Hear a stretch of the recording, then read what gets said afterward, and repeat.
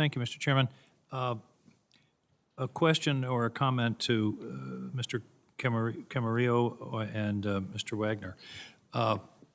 In 2018, the Pentagon commissioned a study by the Institute on Defense Analysis on geographic diversity within the military.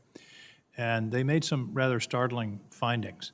In 1975, 48% of those serving in the military were from the South and the West.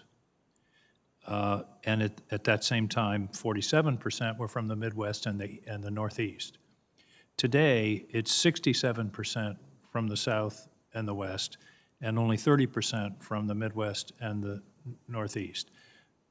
Mr. Camarillo, I have a concern about that we don't want our professional standing army, if you will, to reflect only one or two regions of the country. What can we do to strengthen the diversity, the geographic diversity, as well as other areas of diversity, but I'm interested particularly in geography. Do we need additional recruiting effort, a change of strategy? I don't think it's healthy for the country to have a regional standing army. Senator, I agree with you on the need to pursue more geographic diversity in our recruiting efforts, and it's a view that I believe is shared by the Army leadership right now.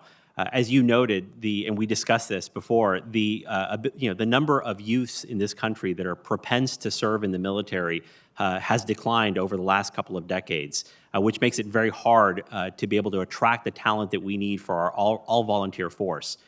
Certainly, the ability to cast a wide net geographically across the United States and all the talent that it has to offer is an absolute imperative. Now, Senator, my understanding is that the Army has taken steps in this direction by looking at major urban centers in different population areas in the country, other than those where it typically recruits, to be able to establish different recruiting efforts, to be able to attract talent into the Army in those regions. And if I'm confirmed, Senator, I would work with Army leaders and with Secretary Wormuth and with you to be able to address that issue as it relates to the Northeast. I think one of the other things that's contributed to this, it's an unintended consequence of the way base distribution has been changed over the last 40 or 50 years. There are no substantial military bases in the Northeast. My hometown was a home for 50 years to a naval air station.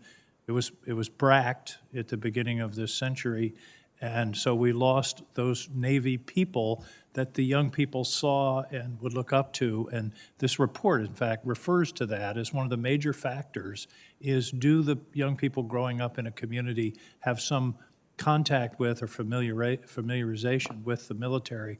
And so we've changed that fundamentally because of decisions that I don't think all of which were well-founded. But I think this is a serious problem. Mr. Wagner, Manpower and Reserve Affairs, same question.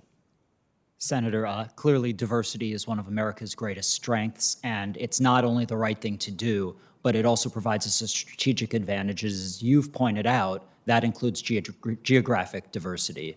When I served previously in the Department of the Army, we were aware of the problem that you point out, what we call the smile that goes through the southern half of the United States. And as I noted in my opening statement, I am an example of exactly what you point out. Growing up in Los Angeles, going to college in Rhode Island, and living in Seattle, I had scarce ability to interact with people who served, to see them every day, to socialize with peers and to have people to look up to. It wasn't until later on in my life that I actually engaged anyone in the military.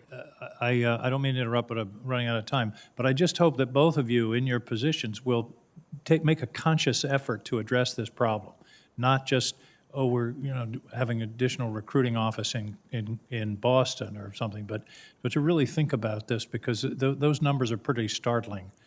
To have gone from an even distribution in 1975 to 2/3, 1/3 today. That's a shocking change to me. Final question in a few minutes to Mr. Hunter, more of a statement, and this goes to the sustainment cost. When you're buying platforms, I hope that you will insist, in fact, I will insist that you insist, that you buy the intellectual property along with the platform so that we can 3D print parts, that we're not subject to supply chain of OEM and the rest of the supply chain, the intellectual property is part of what we should be paying billions of dollars to acquire. Do you agree? Senator, I do agree. I commit to you that if confirmed, I will work on the intellectual property to ensure that we are acquiring the intellectual property the services need to sustain their systems and to promote competition over the long term. Thank you. Thank you, Mr.